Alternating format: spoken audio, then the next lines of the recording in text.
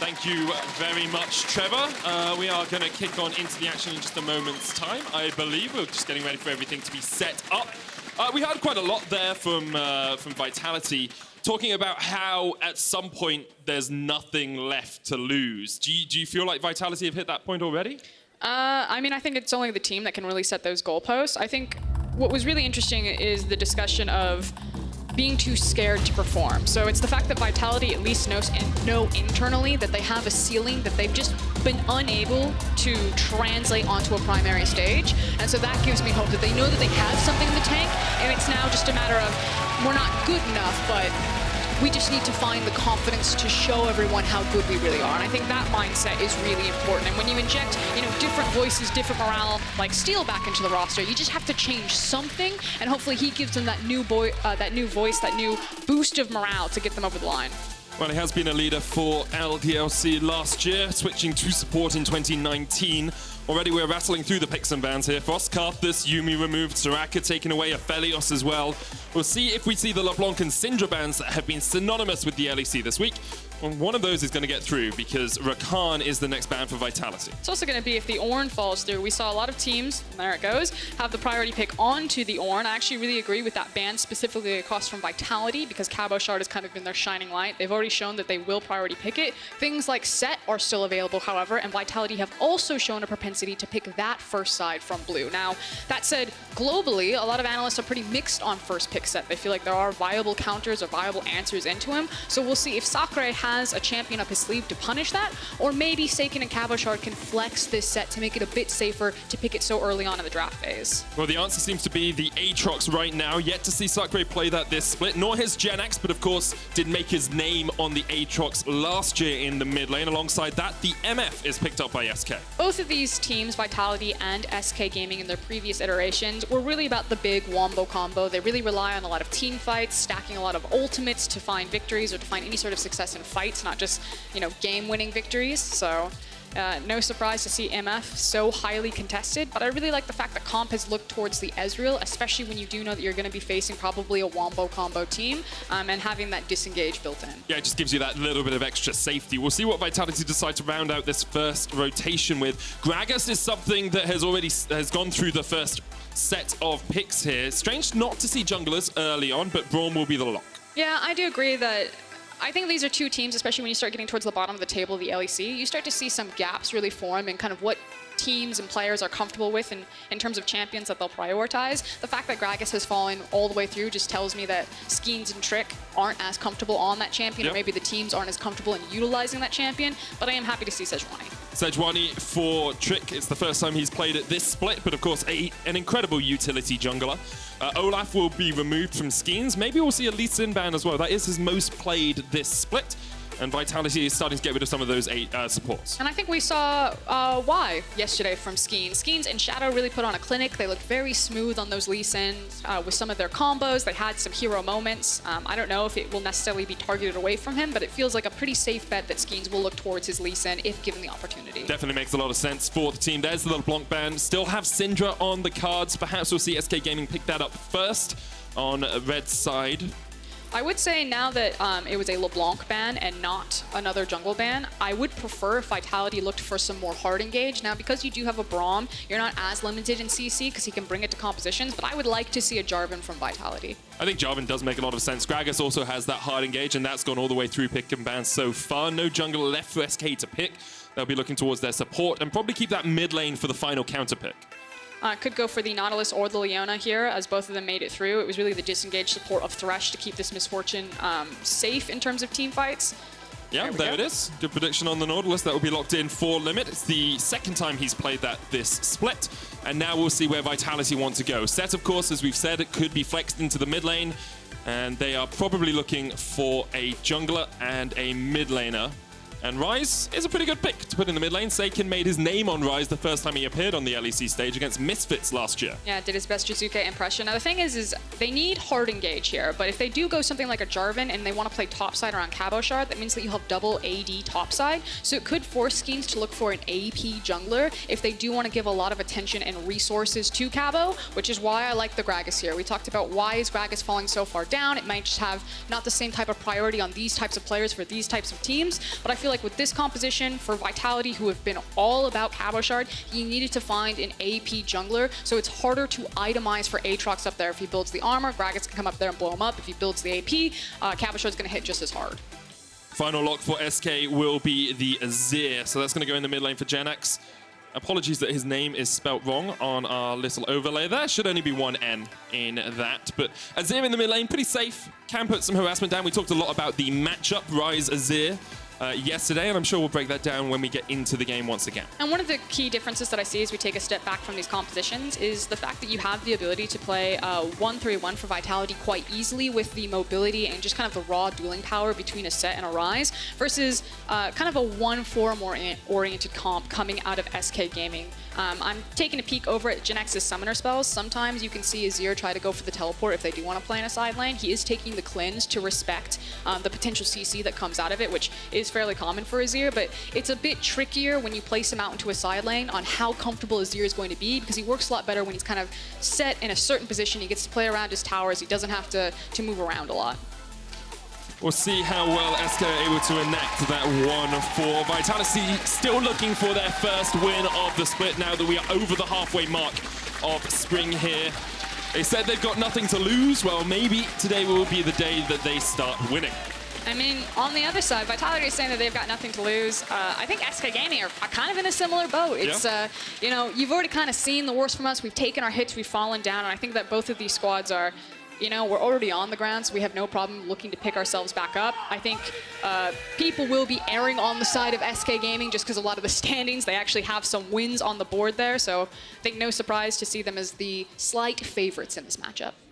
Well, we'll see if they can live up to that favorite standing as we are about to jump on to Summoner's Rift. Let's talk a little bit about how these teams are likely to play in the early game. Junglers, both of them have relatively strong early ganking, especially as Sejuani and Aatrox can lock someone down pretty effectively. Yeah, and it's about kind of figuring out where the pressure point is going to be for both these squads, these compositions, and these teams' tendencies. We've talked a lot about how Vitality usually like to create a situation where they can throw a lot of resources towards Cabochard, and they do have a good combination to do that with the Gragas and the Set. That said, Gragas and Saken can still team up, try to connect some of their CC. The nice thing about Gragas, since the jungle changes, is that he feels like he just gets to snowball to, not snowball, but kind of skip over sitting at level 2 for a long time. It's much faster and easier to get to level 3 with the different pathing, and that's really where Gragas' gank pathing really starts to shine. So I think that's also one of the reasons why he's really popped off in the current jungle since the changes of 2020. Yeah, you want to be able to go back, get that Predator as soon as possible. It looks like actually Skeanz is going to start on the bottom side of the map. SK put a ward both by their blue buff and by the mid lane to spot out if Vitality were looking for any invades. I do want to point out that Crownshot is actually taking teleport on the Misfortune. Crownshot obviously plays a lot of Misfortune. He's a big fan of shoving the wave forward and then using Misfortune's movement speed on her W to get a quick recall in while the wave is forward before it bounces back to his time. So normally you don't need to take a TP on MF to kind of keep even in wave. Probably assumed that Ezreal would bring it since it is a common summoner spell for him, but my eyes are going to be on how he cheats for tempo or cheats for pressure with this teleport and where he picks his windows on a champion that is already given so much mobility to not only hard push lanes with her double tap passive, but get back to lanes faster with that W. Love Strut, I think it's called. It's just Strut, I believe, but Love Strut is close. It's Love Strut when I play her. Oh, I'm sure it is. The cute cactus taking to the rift once again. Cabochard's going to hit a good facebreaker here on Sacre in the top lane. Both of them running Conqueror. Expect to see Bruiser level trades up here. And Sacre actually losing the race to level 2 means that Cabochard has been able to get some good harassment off. I do want to point out on some of the pathing right now in the jungle, actually, Skeanz is going for a full clear of his jungle, so he's done red, Krugs, then 2 Raptors. I'll hold it though, so big damage. Ignited. Limit could flash for the auto, but decides against it. Comp ticking down with the Ignite. Didn't jump away with the Arcane Shift, which is why he got caught. So huge damage right there. He does have the teleport. We'll see if he's forced to burn it right now to pay for that. Oh, is he going to throw the Q?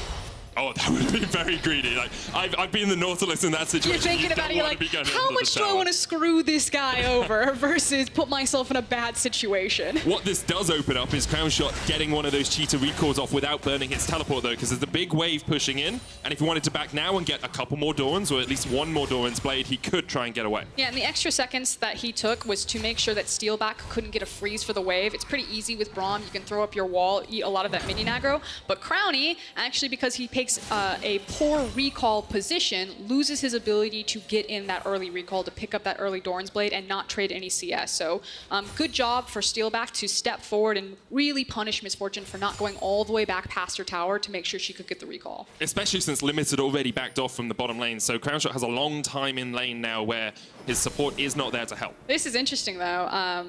Now Limit may gank his own lane. He's actually trying to see if they'll go aggressive on Misfortune. He's got Trick behind him. Good scouting ward there from Vitality, but always look for those options, especially in your solo queue game. When you come back in, you don't necessarily have to come back in from behind your tower. See if you can gank your own lane. Oftentimes, people won't be thinking about it. It's true. Did use the Scryer's Bloom, so Vitality knew he was in the vicinity, or at least knew that either Trick or Limit were around. Another good hook lands on Comp, but the Unbreakable from Steelback will mitigate the majority of the damage. We saw some trading from Cabochard once again in the top lane as Sacre. It's just continually pushed back underneath his tower early on here. Set can be pretty oppressive in lane if you can be hitting those face breakers and the haymakers. And they've also, Vitality have been given a lot of information about where Trick is, even though he himself, I don't think, has appeared on the vision just yet. But like you said, the fact when the Squire's Bloom goes down, you assume that Sejuani is probably on bottom side of the map. So Skeanz was covering Cabochard when he was really pressed forward, but then left him, continued to power farm his own jungle, heading back to Krugs. And Cabochard has perfect information to say, Sej is probably still bot side, so I can continue to be aggressive in this matchup. Skeanz knows that there's a ward in that bush. He'd already used the Oracle's alteration, decided not to clear the ward, was perhaps looking to see if he could get a gank off, even popped the Predators down towards that bottom lane, but wasn't able to find anything, so he's gone back to farming. Cabochard has picked up the Executioner's Calling and didn't have to teleport back to the lane, so he can join a fight if it goes down, perhaps around the first dragon of the game. This would be the situation that Crownshot was looking for in the minion wave, getting it super far forward and then getting that time that you can walk back to lane, so by the time you get there, the minion wave is now pushed into you. It's really good for Cabochard to just farm up underneath the turret. We'll see Comp and Steelback trying to trade onto Limit and Crownshot here. Comp yet to pick up his tier, of course, because of that very early back. Doesn't have the teleport to do a quick recall, pick up the tier, and then come back and start stacking it up. Makes it quite difficult for the Ezreal. You want to be stacking that tier as soon as possible. It also does put a bit of a target. Now, there's kind of two ways to look at it. It's still hard to gank an Ezreal and a Braum because he A, has flash as well as his E. But if you can kill him and punish him, now that you know that he had to burn the early teleport, it can be really punishing. So I actually would expect XK to maybe cautiously peek their head down here, especially now as we're fighting over Drake. Well, Trick's already putting his head down here. Sacre, no teleport, remember. Skeanz very low. Trick going in, looking for the smite here. Skeanz is not in position. Stun up on Trick. Trick gets it, secures the Cloud Drake, but he will fall. Teleport comes in. There's a showstopper to try and get Limit away from the Blast Cone, and with the Realm Warp coming in, you have to feel that Limit has nowhere to go. Tries to jump back, the Haymaker connects, and Comp will flash across the wall pretty aggressively there to get the second kill of the game for Vitality. Yeah, making sure that the gold is going into the Ezreal's pocket there as we kind of see where the kills evened out. It's Ezreal and Rise that pick it up in exchange for the Cloud Drake, so probably still feels really good for Vitality. Cabochard even farming behind the wave because he expended his teleport, which can be really punishing, especially if you don't pick up one of those kills, since now you've given Sacre all that extra time with the top lane minion, but makes up for it by power farming some waves. So Skeanz perhaps doing just a little bit too much on the Cloud Drake, went very low, and Drake is able to secure it, does end up paying for it with his life. I think it's one of those situations, we talk about this a lot, where if you can get the Drake before 8 minutes, it makes the 8-minute Herald swap feel that much better because then you're not trading monster objective for monster objective. But like the only bad thing about Gragas is that he can't do it as successfully as other AD junglers. Obviously he's AP, but the AD junglers like the Lee Sins, the Jarvans, even an AP jungler like Elise, and you could see the punish there that if you peek your head around and Gragas is in serious trouble. What I do like from Vitality after that play was made is on the reset, they immediately sent Comp and Steelback up towards the top lane. They saw Crownshot teleporting down towards the bottom lane turret and were like, okay, we can actually preempt the Rift Herald spawning and send our AD carry and support up top before that 8-minute mark because we know there's no Cloud Drake to fight over. The only issue is that they're not really in position to make up for it. So I do see what you're saying, that they're trying to kind of like beat the clock, get ahead of the play. And I think it's just the assumption that they're going to be playing kind of in these Australian 2v2s where the map is flipped upside anyway, rather than trying to get the first punch onto Herald since Skeanz was still on the bottom side of the map. Well, now Crownshot has hit level 6 in the Australian lanes that you talked about. Skeanz is up towards this top side, so is Trick. And Jenax on his roam up here after pushing out the wave went double Doran's, double dagger in that lane, so we'll have enough mana and enough attack speed to push out the waves pretty effectively. Saken scaling up on the rise as you expect with the tier and the Catalyst of Aeons. Rod of Age is usually the first item we see on rises these days. Just get all of that mana and AP as quickly as you can and then start machine gunning out the damage in fights. I think because both of the teleports are down for top laners, and you are correct that the objective, if we're going to be playing for one for both these teams, would be Herald. We're right now fighting for mid priority and who's going to get first roam potential towards the top side or into the upper part of the river. So Jenax's build of having the double dagger, of having the double Dorans that you were talking about, makes him an unmovable object. And I like the fact that SK are throwing Trick down into the mid lane, trying to fight for mid priority, and then trying to unlock Azir to rotate a numbers advantage up. But you're competing with this. Limit has Dredge Line, so we will be able to get out. Concussive blows was started there, but unable to get the full proc. Cabochard with the Stinger as his first item is showing Sacre the meaning of pain right now in this bottom lane. Yeah, he's not about the black cleaver on the set. He's feeling pretty good right now when he gets some more gold and gets to complete that big purchase. I hear you get tons of damage when you complete the Triforce on the set. And here's a bit like, we saw yesterday the ability to isolate an AD carry as a set, and I expect to see Cabochard doing the same in this game. MF, very low mobility, doesn't really have a huge amount of protection from the showstopper. We'll see if Crownshot's able to dodge around when the fights begin erupting, assuming we get to a 5v5 at any point in this game. I think it also makes him a huge threat on to side lane as well, going for the I can never say Trinity Force. Oh, you sound like, but you know, don't you ever feel when you say it that you have like a weird accent? Trinity Force. Trinity Force. Trinity Force. It's because I pronounce the T. There's two T's. Trinity. I can't get the R. Okay. But it's obviously going to feel good in like a side lane for dueling potential for set, as well as you were talking about the backline threat. If Cabo does want to group up with his team and just try to drop some elbows on MF there in the backline. I had a discussion with a wrestling commentator about what actually the move would be, and we think it's a flying DDT instead of an actual RKO, because that's like usually what we call it, but it's more of like a side slam than an RKO, which is sort of a head to the ground. It's about the proper angle? Yeah, you have to get the correct angles. Okay. It's very interesting. Wrestling can be incredibly fun to watch, and the commentators there are actually incredible. So always enjoy it. And Trick, oh, that flash was interesting, but the Glacial Prison still connects. They're on the chase, the smite comes down, that's a Stalker's Blade slowing up Comp, and Limit with the depth charge underneath the turret will give the kill across the Crownshot. It was messy, but it worked. Now the gank in the mid lane is going to happen as Sacre flashes forward. The chase is on. Goodbye, Jenax, as he manages to escape to the bottom side of the fight. The Realm Orb's coming out. Jenax shifts away. Oh, steal back. Oh, Jenax, you did everything you could. One more. Just punches him down. For his credit, though, or Jenax's credit, it does mean that the kill goes into Steelback's pocket instead of the rise of the Gragas, which obviously Vitality would have preferred there. So still well played on the back half of it.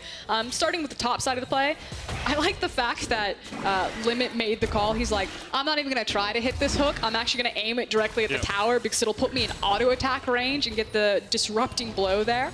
So we're now starting on the Herald. Yeah, we've seen Skeanz go quite low on a couple of objectives, and there's a teleport in here from Sacre. Cabos is still just a couple of seconds away. The engage comes out, Trick jumping in, and that's a lot of damage already onto Saken. Not really much the Vice can do in this situation.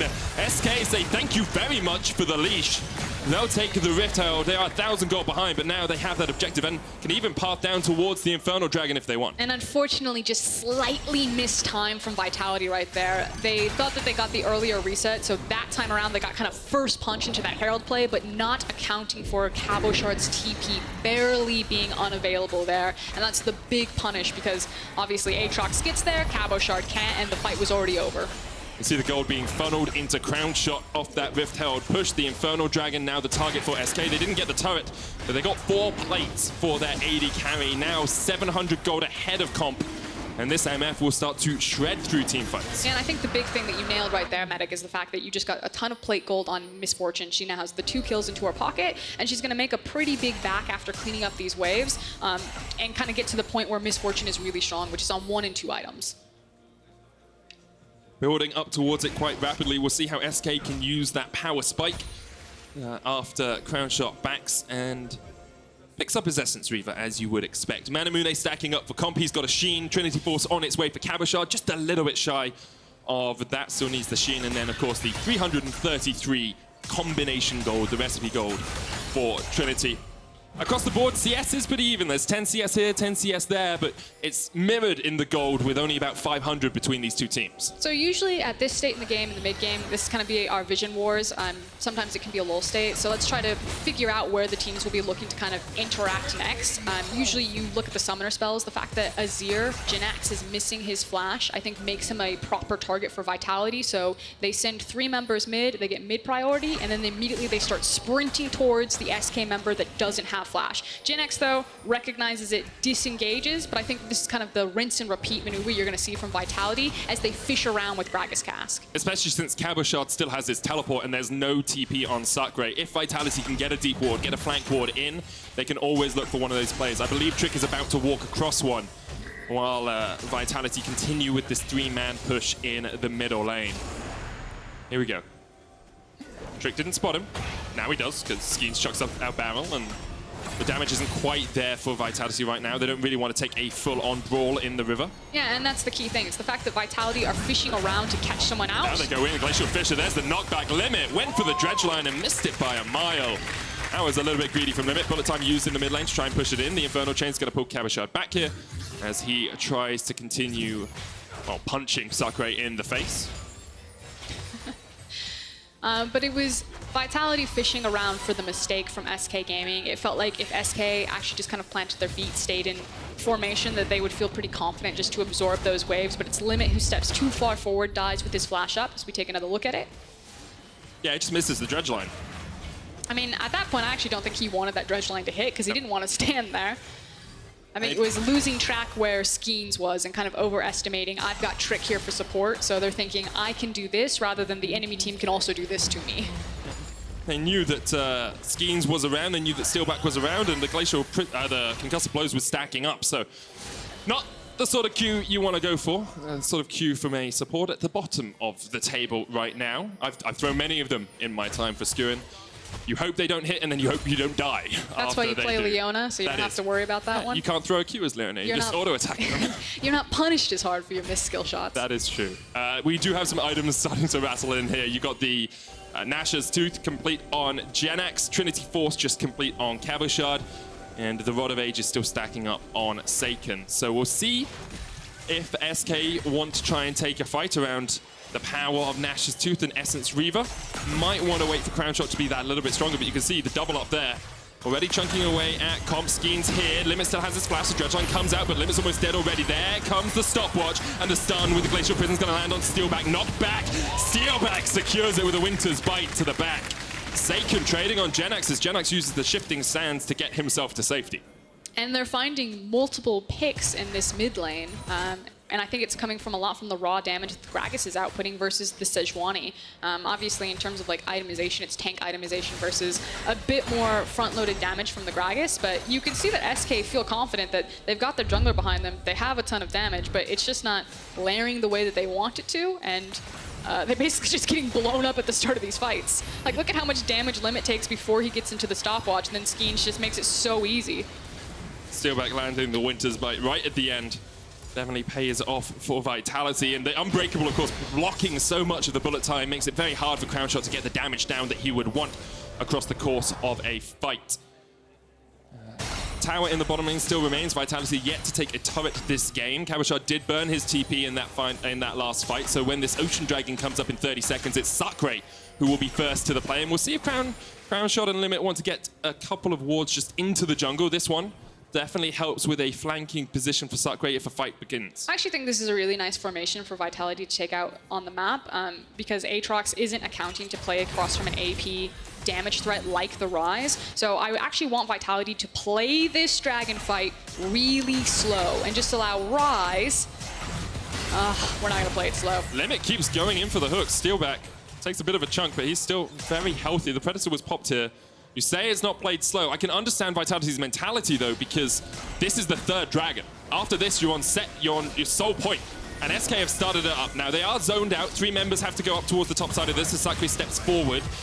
Dragon down to about 3,000 HP. Trick's still looking for it. Skeanz is here for the steal if he can. He's got a level advantage, and here he goes in, he gets it. The steal away from Skeanz. Did have a level advantage. Flashes from the hook. Cabochard now in the pit. Saken on his way down, pushing forward in the mid lane. And Vitality actually going to get the dragon and get a lot of damage on this mid lane turret. Yeah, but... Okay, first of all, we'll celebrate. They got the steal. Vitality, Skeanz got the steal onto the Drake, so that's going to feel really good. But think about if it was a situation where they didn't actually pull Saken, who did have teleport. Obviously, if you get to walk down and participate to a fight. But instead, we're trying to stall out SK Gaming on the Drake, dissuade them from doing it, and buy time for Ryze to also get time up into that top side of the map where he's farming, he's gaining experience, or possibly even getting damage on the top tier tower. So I just feel that it's a pretty clear example of why SK Gaming and Vitality are sitting near the bottom of the standings, is that they're a bit too focused on monster objectives, and that being kind of their primary way that they want to move the chains of the game, that they want to accelerate the pace of League of Legends. They have to find fights because they don't know how to create other advantages elsewhere on the map. We do talk about this a lot, especially with teams like Origin, the team that tends to give up the first 2 dragons of the game to get extra CS, to get extra plates, and to try and funnel as much gold as possible into their players before they get towards these team fights, or before they separate the enemy with just item leads and gold leads and start beating people up with their wallets. And speaking of gold lead, I feel like Ezreal has been sitting on the same items for so long. He must have so much gold just sitting in his pocket. Yep. Yeah, he does. He needs to go back and buy. Comp is, he's been chilling on the map for a very long time. Maybe he's just looking for the full Sheen upgrade into Trinity Force. No, I understand, but he's been sitting on Sheen, and his Muramana is now completed, but like he's been sitting on that item for the duration that it took to complete it.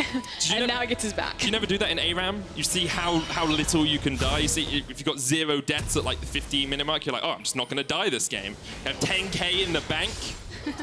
Wait, he finishes the Trinity Force. So now he's at that 2-item power point for Ezreal. Of course, Ezreal, no longer the Ezreal of old that sort of fell off as the game goes on, still has a lot of damage in the late game. Yeah, Vedius brought up the point, and I really agree with it the last time he was on cast, where we don't typically think about Ezreal as kind of like a hard scaling champion, but Ezreal scales proportionate to the champions that can threaten him. Yeah.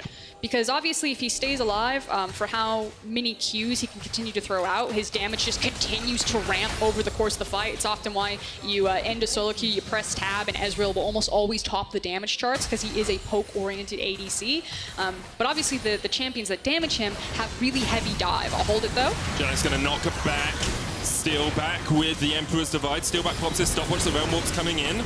As the TP's used as well. SK get the first kill of the fight, but here comes Sacre with the Rune Prison. They've taken out Crownshot, and now the chase is on. Limit has to dash away with the dredge line. Sacre trying to go back in. Infernal Chains will connect, and that's a kill on Saken. Limit's still alive. And here comes the rest of them, because Jenax can put the damage in. Cabochard doesn't have the showstoppers, already used it. Goes in. There's a haymaker from downtown. Cabochard with a great flash, and the face breaker means he evens out the fight. Vitality lost the plot slightly about what was happening in the team fight, but Cabochard got it right back on track. He stopped chasing, he returned to his team, and he finds a massive combo in the middle to clean up the team fight, pick up the tower, and now it feels that Vitality are rightfully back in control. Well played by Cabochard, the man that many have looked at, and many times Vitality have looked to for these sorts of plays. I think an issue is that think of how many resources were used just to initially try to kill and pick out Steelback.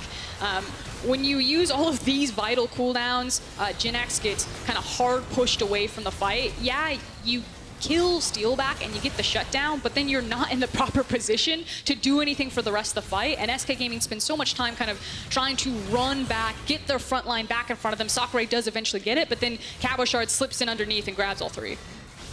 Cabochard able to dodge around for such a long time, build up that grit, and then the haymaker connects.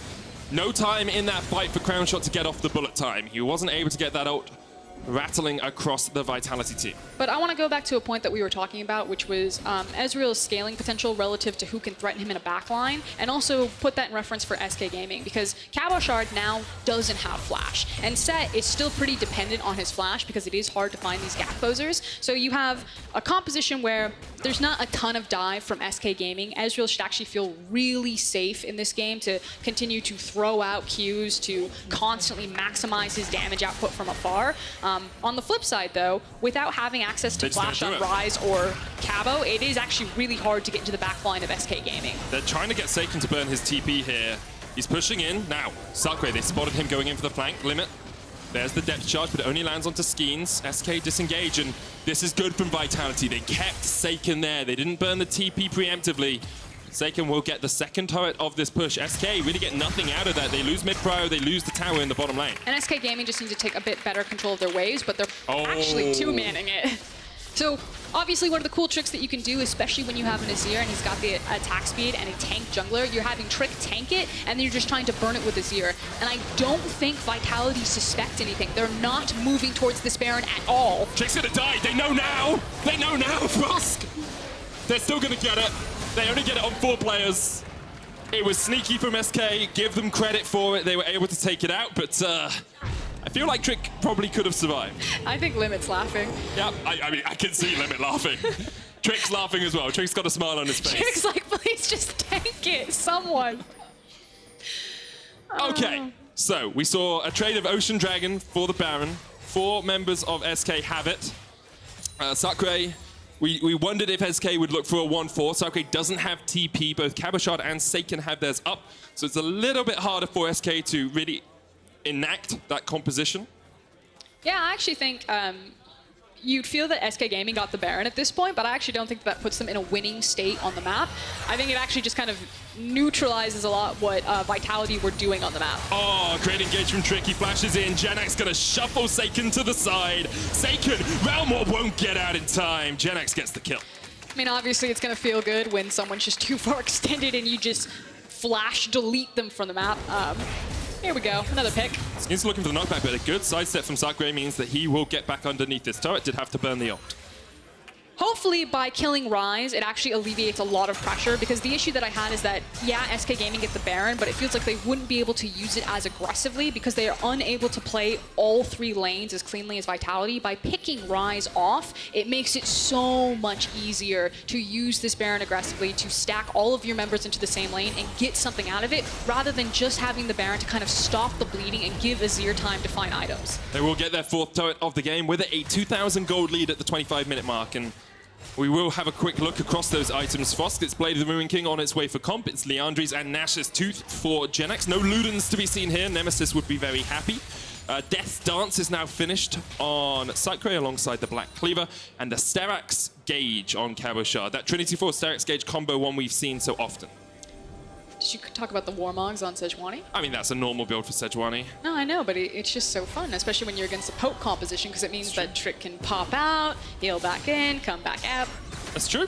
And you're playing into Double Ocean as well, so you're trying to match the amount of health regen that Vitality are getting. Oh, good luck doing that. Yeah, it's going to be very difficult. There's another dragon in 2.5 minutes time. The Baron buff is going to expire in about 30 seconds, so we will probably have a period of quiet as Cabochard realizes SK could be coming for a gank and backs away accordingly. Yeah, SK Gaming still have a lot of pressure points on this map right now, so they're just trying to pinch as much out of this Baron as possible, get a final tower, and if Vitality do mess up, if they get caught here, SK Gaming can still really punish them with what's left on Baron. Here we go, pushing in for the turret. 4 members of SK here, and 4 members of SK decide to retreat. The Cannon Minion will survive for one more Mystic shot, as Comp lands them in the end, and it's been a good push for SK. They got about 3,500 gold off the Baron that they snuck away when Vitality seemed to be in control of the game, and it means they are getting towards, you know, more of these item spikes, more of the power in their composition. Yeah, and this is kind of the formation that I expected before Ryze got caught. Again, it's the ability for Vitality's composition to apply pressure in all 3 lanes, a little bit easier than SK Gaming's comp. Which means that you don't get to use the Baron as effectively as you want. So they get a tower off of their pick. We'll see if they get more by hiding in this brush. Sacre hasn't been spotted. Crownshot, the only one pushing in mid. Here goes Trick. They engage onto Skeanz. He goes golden. Infernal Chain's going to come out as well. And there's the damage from the bullet time. Trick uses a stopwatch of his own, but he's going to fall. There's the explosive cast to the back, and Saken gets a kill as well on the backside. Limit's going to get chased off here. Vitality.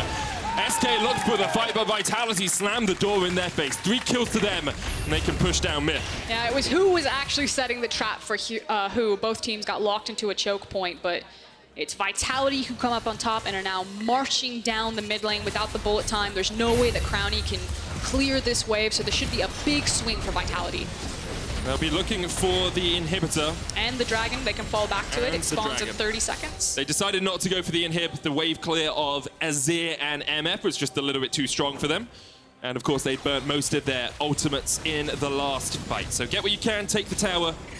They are now 5 turrets to 4 up, and they've evened out that gold score as well. Closed the gap of that 2,000 it was just a few minutes ago. They're actually trying to stagger their backs because they want to get access to this Drake. As we take another look at the replay, it's nice because in this choke point, for once, it felt like the Braum ultimate wasn't completely disrupting the Misfortune ultimate, but still not getting the damage that you want out of it. Gonna peek over on what's happening in real time real quick. The chase was on with the Realm Warp, obviously. Pretty easy for Vitality. Saken did a lot of damage from the side there. Now, the Ocean Dragon has been started, both of them sitting on 2 Drakes. And the thing that we missed is that Vitality did a good job staggering backs as we challenge for this. And it's taken by Jenax. Now the fight really begins as Vitality are pushing forward. The flank position is here, but Cabochard's been caught out. Haymaker, shield, showstopper, back. Jenax with a great flash. Gets himself across the wall. We'll see the chase continues as Comp jumps in, but he's hooked up straight away. The bullet time just at the edge of it, not gonna connect. Vitality get out 5 men alive. It's that type of game where the Ezreal actually Arcane shifts his way, or was it the flash, into the enemy team and manages to walk out anyway. He was so close to going down. If he'd been half an inch closer, that bullet time would have ripped him to pieces. And of course, the team fight starts out here. Azir secures the dragon. Cabochard is teleporting in right now to the minion wave behind them and then gets immediate access into the backline. Now, it's a really good flash as well as ultimate from Jenax to at least stall the initial damage that Cabochard can do, but then Comp cleans up the back half of the fight with so much damage from Ezreal. It's actually a splash that gets him to safety alongside the QSS just to get out of that. Now Vitality will get control over the Baron Pit. Look at that damage. 3,000 from Comp. Has had a pretty impeccable performance so far. Gold still even here as Vitality has started it up. There's the Haymaker, but Cabochard low, has to flash out. Azir on his way. Janet's going to rejoin the team. Vitality realize they can't do this. Cabo's too low, doesn't have the TP, doesn't have the flash anymore. And it feels like there's no real reason for Vitality to try to force a 50-50 Baron like that, especially when you do have access to the teleport. Sacre versus this Aatrox. Now, he does have Righteous Glory, so it's not like the true full damage Rise. Of course, Righteous Glory isn't a bizarre itemization for Rise, but it helps better when you are kind of grouped up with your team and you can make use of that movement speed. But I think that they could try to use Saken here to leverage a side lane rather than just 5-man running at the Baron and flipping the coin about who's going to come down with it. But sometimes that's kind of the decision you make when you are 0-9 as a team. It's one of those, oh, we know we can get them to fight us at Baron, and we feel that perhaps we can win the fight at Baron, so let's just pull them into it. Vitality have had some good decision-making this game, but there's a reason they're sitting at the bottom of the LEC standing. I think one of the nice things about Vitality's composition is that they can pretty quickly shift off of the Baron, not only with Rise's Realm Warp, but obviously with how flexible Comp is or how much mobility that he has. So if that is the decision that you're talking about, where they feel really confident that they just want to pull SK Gaming into a fight, so they're going to constantly gravitate around the Baron, then they do have nicely suited champions that if they're interrupted, they can very quickly turn towards the fight. That said, still quite dangerous to ever group up over a monster objective against SK Gaming's composition that has so much layering of CC. You've got the core itemization that you need on Azir to start hitting like a truck, as well as the bullet time. So you are playing with fire anytime you do this. Well, Vitality continue to do it. They do have vision control around here. No real deep wards in the jungle of SK. But they will try and get them as soon as they can steal back. As Trick face checks in, the damage is going to come out onto Trick, and already he's gone. That was a little bit greedy from Trick. Didn't have mid-prio. Steelback's going to tank up a bit of damage as well, but now Vitality can turn. They found the fight they want. They're going to push out mid lane and then once again try and draw SK towards that Baron. Yeah, that is actually not just greedy from Trick, but really devastating here, because now it forces SK Gaming into a position where they have to fight, and they're fighting into an area where they don't control vision across from a Gragas. So there was the last blue orb. It seems like SK Gaming are like, we can't do anything about it. It's not worth it. They're now trying to tank up the tower to keep that minion alive so they don't get the fortified damage. Limit didn't get there in time, actually, to tank it up. The dredge line slows you up just a little bit. The minion gets underneath the turret, so SK have to stop their push at the tier 2. Vitality with a Baron are now going to be able to see how they play around it. I mean, it unfortunately all just stems from this. Yeah. Trick walks blindly into Fog of War, immediately gets deleted from the map, and then like you said, it's pretty simple for Vitality. Disengage from the fight, get mid lane priority, walk over to Baron. SK Gaming can't do anything, they didn't have any vision, wasn't safe to check. SK made about 3,500 gold off the Baron they had earlier. We'll see how much Vitality can cash in, because they are putting Saken into a side lane. You can see Cabochard joining up with the team because he doesn't have the TP. We were wondering if he could 1-3-1, but you really can't do that when there's so much hard engage and so much ability for SK to start a fight at a numbers advantage. But otherwise now it's just kind of the slow chokehold from Vitality. SK Gaming are running out of options. The Dragon will be spawning in 26 seconds, so there's two types of thought here. Vitality, or SK Gaming, can try to catch the waves that Vitality are pushing in. Obviously, you don't want to leave them completely unattended, because then Vitality will just run it into your top inhib. But there was a window where a single member from SK Gaming could have walked towards the Drake, maybe tried to get some cheeky vision in there, because now all you did was you watched Vitality shove in mid and top, you lost priority over the Drake. That is a super deep teleport. Behind enemy lines. This is desperation. Sacre's looking for the flank. Here we go. Dredge line in. Steelmax already dead. Almost dead. So Skeanz goes in with the explosive cast. Sacre still coming in for the fight. Sacre. Here is the damage. Skeanz low. Goes golden. The two-shot barrage is going to connect. Crownshot trying to fight against Saken. Emperor Survive comes out. Jenax finds one. They're going to jump onto Saken, but Saken's doing all the damage he can. Jenax still alive. Hit with a mystic shot. Vitality should be able to clean this one up now as Sacre lands a great bit of damage onto Comp, but Comp QSS's. There's the damage coming in with the mystic shot still connecting. And Sacre, caught up in the minions, won't be able to do too much more. You have to fear he's done. Only Trick survives and Vitality find 4. I mean, the story of that fight was, for 90% of it, Comp was full health. No one touched the Ezreal. It wasn't until it was just Aatrox versus the world that Comp had the confidence to put himself in melee range before anyone even touched him. And that has been the story of the game. No one can threaten the damage dealers. Vitality worked SK Gaming over this map and will now find a victory. Are they going to be able to do it? Cabochard's tanking up all the damage from Limit and Trick, and there's not too much of it. The Dredge line coming out. There's the Haymaker. First Nexus Tower will fall. It looks like Vitality are not ready to win yet as the Glacial Prison connects onto Comp, but the chase won't continue. Vitality back away. They're going for the Ocean Dragon Frosk. Unable to finish out the game. As we take another look at this team fight, just keep your eyes on this Ezreal and for how long he goes untouched. And this is what we're talking about. There's no threat to Ezreal. There's no champion that can get back there and try to reach him. And a TP behind enemy lines from Saken as well. You can see it just at the top of the screen. Crownshot getting caught out by him. It means that once again, Crownshot isn't able to have an impact in the fight, and Comp is just free to rain down hell. While this replay is finishing up here, it's of course the third Ocean Drake that's now been picked up for Vitality. So SK Gaming slowly just losing any sort of consolation prize on the map. The fights have been close, if not falling in SK's favor. It feels like bit by bit Vitality are getting every advantage they can. You can see how devastating it is for Crownshot to be on the receiving end of a TP straight into a rune prison from Saken. There's really not much you can do about that. He's got the Mercurial Scimitar now, so has that QSS, but very difficult for him to escape. True Shot Barrage coming out, doesn't connect onto anyone. And now we'll see how well SK can defend. Skeanz has a Banshees and a Zhonya's. It's going to stay alive for a long time in these fights. And unfortunately, because they used their TP on that last team fight, there's not a lot of options for them to find kind of that other Hail Mary play for a really deep flank. You can see Sacre right now is searching around for it, trying his best Splinter Cell impression. Let's see if he's able to get anything, but as you say, the wards come down from Vitality, and it's very hard to go through Fog of War and be one with the shadows if there aren't any shadows for you to be one with. So Sacre spotted out. SK have been able to hold on to 2 of their inhibitors, although the mid lane one has fallen. And in 3.5 minutes, we'll have the next Ocean Dragon. In 1.5 minutes, we'll have the next Baron. And we'll see which one Vitality want to fight around. Holy... wow.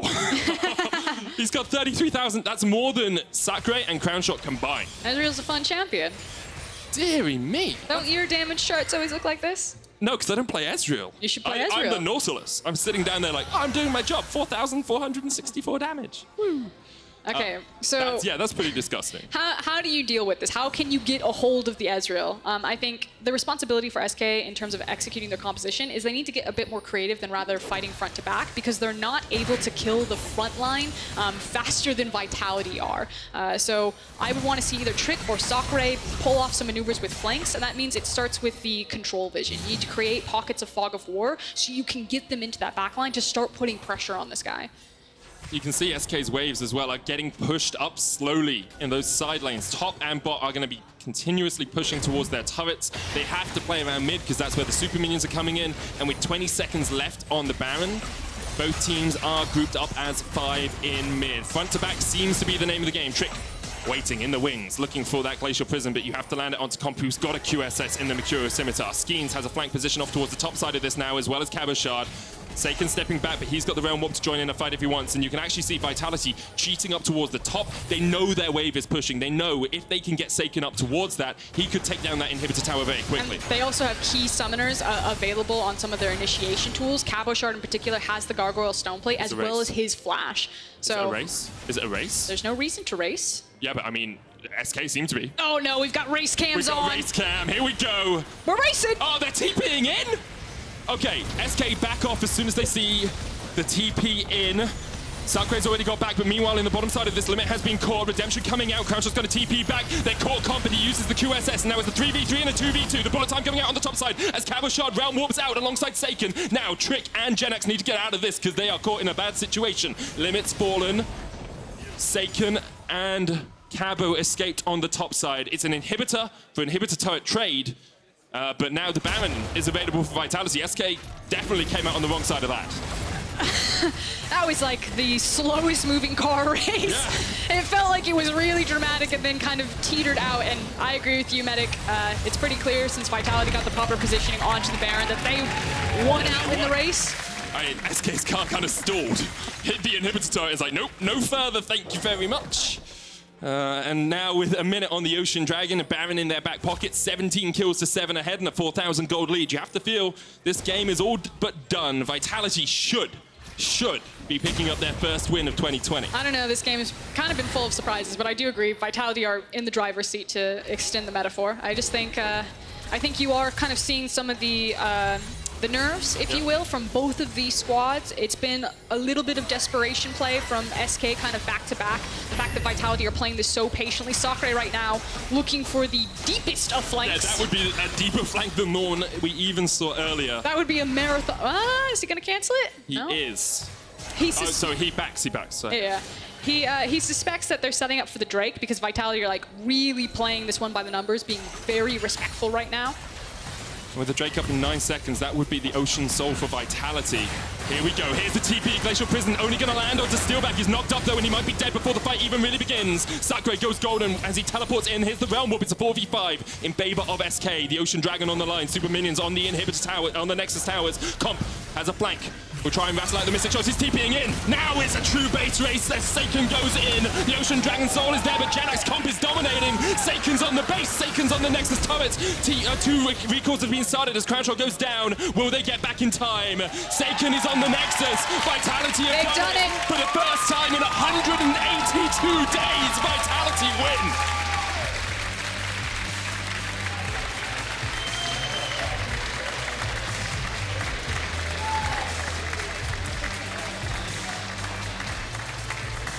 Big smiles on the Vitality boys' face. It wasn't exactly the type of win that you wanted to see break down in some of these base races, but a win on the board is a win on the board. And we talked about that mental boom as Duke hugging each individual player. Yeah, I mean, you have to be so happy as Duke. Sometimes all it takes is one win to start that snowball rolling. We said Vitality had nothing to lose coming into this game. Well, They have finally started winning. Soak it up, boys. Yeah. See the relief on some of their faces as well. Of course, Steelback only joining the team last week. Look at Cabo. Look at how happy he is. SK, of course, will be disappointed. There were moments they got ahead, Crownshot got ahead, but the ability of Saken and Cabochard just to continually flank and catch him out made it very, very difficult for SK in those later game teamfights. Yeah, and also huge shout out to Comp. I hope to see him on the Kia player of the game. He's definitely my Kia player of the game. I think he played the Ezreal really well and just put SK Gaming in such a hard position to figure out how they were ever going to deny him the damage, how they were ever going to threaten him onto that backline. But there he is, right in the middle. You can vote for Kia player of the game at LEC on Twitter. Cabochard, Comp, and Steelback are the options you can go for. And we know who Fosk's picking. I mean, I 100% agree with you. Do the right thing, Twitter. Do the right thing, vote for Comp. He had an impeccable Ezreal performance, out-damaging both the top laner, the mid laner, combined of SK. As you said, like, Ezreal scales well when you have the targets that you can scale well into, and SK were never really able to dive onto that backline, never really able to catch out Comp in the teamfights. He made it easier for himself with the QSS, with the Mercurial Scimitar, but in the end, he just played those teamfights very, very well. Yeah, and huge congratulations to Vitality. It just must be, like you said, a massive sigh of relief to be like, finally, we got to show what has been happening for us behind the scene, on the stage, and it's only up from here. That is the hope. I think in a minute we're going to have an interview with Steelback, who joined the team last week after moving to the support role from AD Carry. It's where people probably know him from. I can see Trevor looking at his watch, getting ready for it, and now he wants me to hand it over to him. Trevor, take it away. Come on, Medic. Yes, of course. Thank you very much. I'm Crownshot, joined by Steelback. The first win of 2020 with Vitality on the LEC stage. The first of 4 for you. Steelback, welcome back. What does it feel like to help the team out of the slump and find that first win? Well, I can't express how happy I am because I know the feeling of like being in LEC and losing so much games, then you lose confidence and the training is not as good as you can have. And this win today will help us a lot. And yeah, I'm really happy for today. Let's take a step back, of course, because we know Vitality, they're still having troubles with Milica in that mid lane as far as the visa is concerned. We know you came in as a substitute 2 weeks ago. Yeah. So what was it like for you knowing you were stepping into a very difficult situation? And you know, how has it been for the last 2 weeks? Yeah, well, I was in LFL and they kind of wanted my help. So I was really happy to join LEC again as a new role too, because it's a really new experience. Well, obviously when I joined, it wasn't the best, like everyone was like feeling down, but I was trying to make them feel better and make them get a new start. And we actually managed to go a bit better in Scream, but it still wasn't the best. But I think that the game today will just make a new Vitality. I hope we'll be reborn from that. Well, it has to be. Earlier today, I spoke to Mephisto and spoke about the challenges of dealing with a team that's gone 0-9 and you know, how do you keep, you know, mentality and morale up? One of the things that we've been saying in the caster team backstage is that Cabochard and yourself, now the two most experienced members of the team, adding that extra voice to help Cabo out. How has it been playing with him and leading these very young players? Yeah, well, Cabochard, I played with him for a year, and unfortunately, it wasn't the best. When we were together, we always had like rough split. So when we joined, it was kind of funny because we're like both together again in a bad spot. But since we're both experienced, we're helping everyone to understand the macro and to feel confident in important games. But to be fair, today everyone stepped up, and I'm really happy. Fantastic. I just have 2 questions before I let you go to celebrate the win, Steelback. First of all, now that you've picked up the first win in the second half, 1-9, what realistically are you and Vitality looking for as we play out the next 4.5 weeks? Well, to be fair, right now we're just looking to improve and do the best as we can every day to do the best one we can make. I think playoff will be hard, but it's still possible for us. And yeah, I'm aiming for the best result as we can get. Fantastic. Last question I'm going to ask about the role swap. Of course, you're playing now as a support in the bot lane with Comp. Last time I was shoutcasting you, you were an AD carry in the bot lane, of course. What is it like playing with Comp and adjusting to your new role on this stage? Yeah, well, I was already a year with Comp, so I kind of knew his playstyle. So we got that going for us. And Yeah, I played support for a year in the lower league, LFL, and coming in LEC and seeing this best support in Europe that I can learn from it. I'm just trying to learn every game as much as I can and challenge them as much as I can. Well, fantastic. I'm happy to tell you and the fans at home that Comp has won the Kia Player of the Game. Steelback, congratulations Thank you. on the win and hopefully to many more. When we come back, Schalke take on XL and hear from Odo. Hey guys, I'm Odo. I'm 2-1 since Forgiven left. We're playing XL today, so we're gonna them up.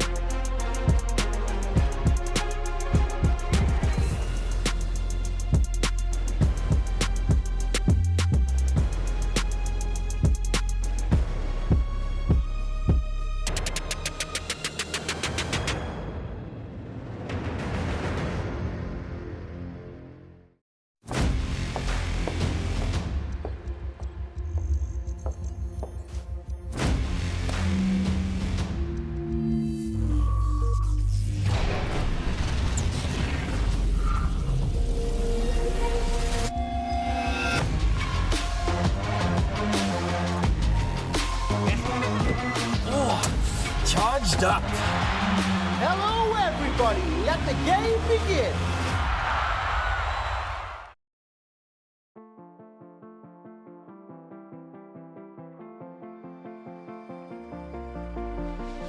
Got a feeling nothing is forever. Keep your voice low.